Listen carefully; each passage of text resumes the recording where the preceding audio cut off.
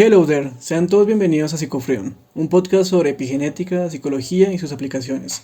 Somos Santiago y Jennifer.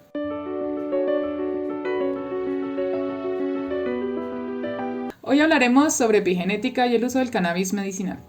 La marihuana o cáñamo de Indias es una planta usada milenariamente por la humanidad en diferentes ámbitos y para diferentes fines. Esta se ha utilizado para la medicina, la espiritualidad, la recreación e incluso dentro de las investigaciones sobre el desarrollo de la conciencia del ser humano, donde se ha descubierto que podría estar involucrada en este proceso evolutivo, además de sus virtudes como materia prima para diferentes usos como la creación de papel.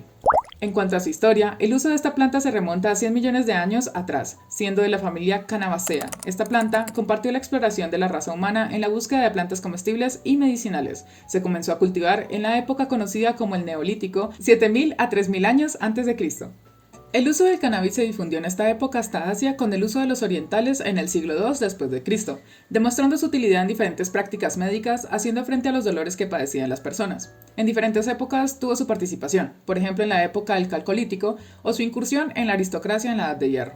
Hasta el siglo XIX que se profundizó su interacción con el ser humano. El científico a cargo de esta evidencia fue William B., un físico irlandés quien demostró que el uso del cannabis tenía utilidad en enfermedades como el cólera, problemas reumatológicos, entre otras enfermedades, según Peralta en el 2016. A partir de entonces, las investigaciones sobre el uso de la marihuana han demostrado, para desgracia de los devotos de la prohibición, que dentro de cada uno de nosotros y todos los mamíferos existe el sistema endocannabinoide, el cual tiene diferentes tareas esenciales para la estabilidad del sistema nervioso, como la neuroprotección. Es gracias a este sistema que se regula el apetito, el dolor, la memoria, entre otros procesos como indica Lu y Maki en 2015.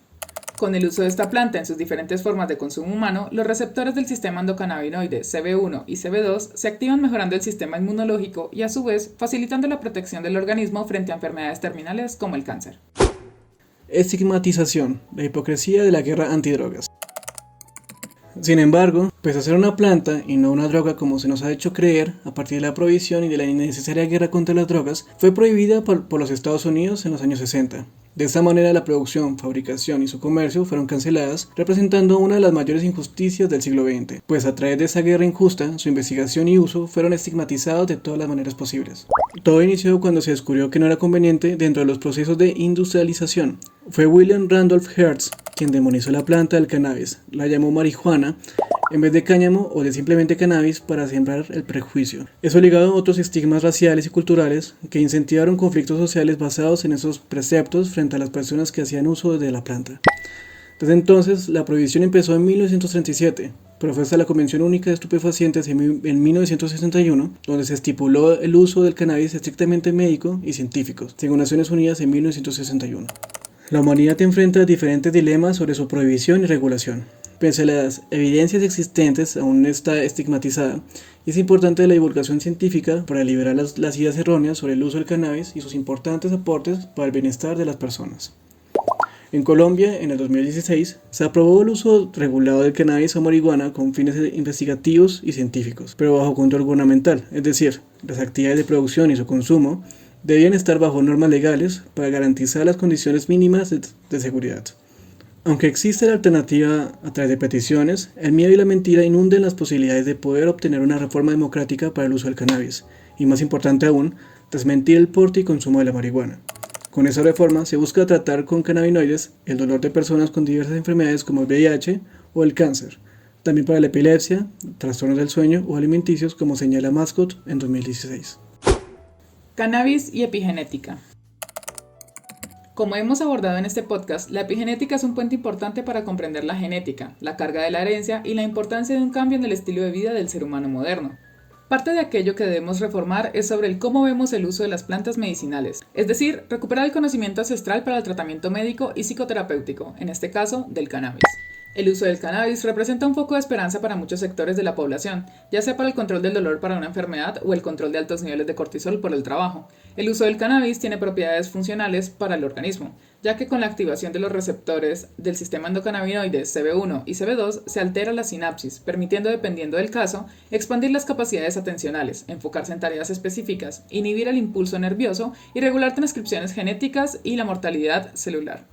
Por lo anterior, el aporte en cuanto al uso del cannabis desde la epigenética es prometedor para entender el vínculo entre nosotros y el medio ambiente, por ende, su influencia. Pues el uso del cannabis, más allá de sus propiedades medicinales como antiinflamatorio, antihistamínico, entre otros, sensibiliza al ser humano con su alrededor, permite la introspección, es decir, una lectura personal de nuestra sensación interna y con el mundo exterior. Su uso adecuado y regulado puede dar nuevas perspectivas de pensamiento y conducta de la sociedad desde nuestra relación con el ambiente y con nosotros mismos, siendo un recurso potencial para mitigar factores de riesgo como hábitos de vida perjudiciales para la salud, la alimentación desbalanceada, hábitos de sueño irregulares, estados anímicos alterados, individualismo y, en pocas palabras, encaminar a la humanidad hacia el cambio epigenético para heredar a las próximas generaciones un mundo más sensible y humano a través de la expresión de los genes. Porque no somos en totalidad la herencia genética, sino lo que hacemos con ella y sus consecuencias a la siguiente generación. Carl Sagan, a quien citamos seguido en este canal, fue un fiel defensor del uso del cannabis y su legalización, ya que su uso provoca el sentimiento de comunión con el entorno. Él menciona lo siguiente: el cannabis nos trae a la conciencia de que a lo largo de nuestra vida somos entrenados para ignorar lo que nos rodea, para olvidar y apaciguar nuestra mente, volviendo a la población más dócil ante la propaganda y la mentira. El sistema endocannabinoide.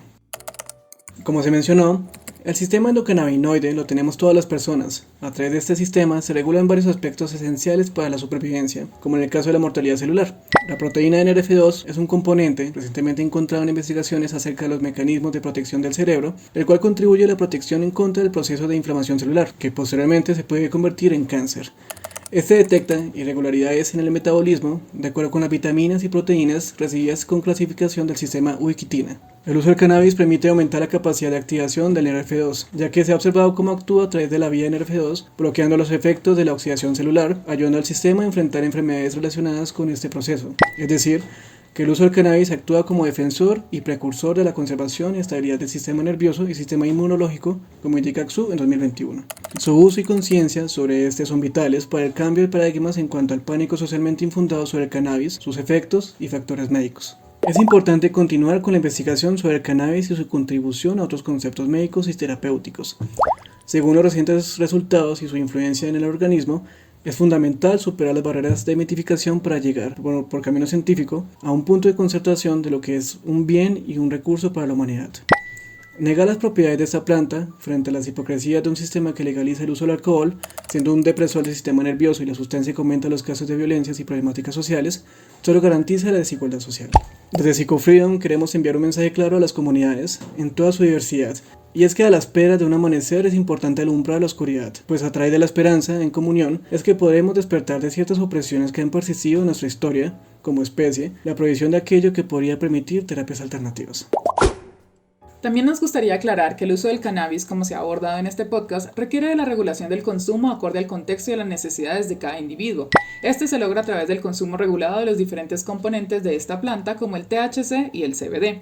Los países que han legalizado el consumo de cannabis tienen la ventaja frente al consumo responsable y medicinal de la planta, ya que se identifican en el proceso de regulación las características químicas de esta planta, facilitando al consumidor su compra y uso responsable, informado y regulado, que no le genere efectos secundarios negativos o alteraciones no deseadas. A su vez, esta regulación permite el control de los cultivos de cannabis, evitando el uso de agrotóxicos y otros componentes perjudiciales para la salud que se pueden utilizar en este proceso. Gracias por llegar hasta acá con nosotros. Hoy has aprendido sobre epigenética y el uso del cannabis medicinal. Déjanos en los comentarios tu reflexión sobre la siguiente pregunta. ¿Conoces otros usos del cannabis que pueden favorecer a la humanidad? Nos vemos en nuestro próximo capítulo en el que hablaremos sobre epigenética y planificación familiar. Para que no te lo pierdas, no olvides suscribirte a PsychoFreedom y comparte este podcast con todos tus conocidos.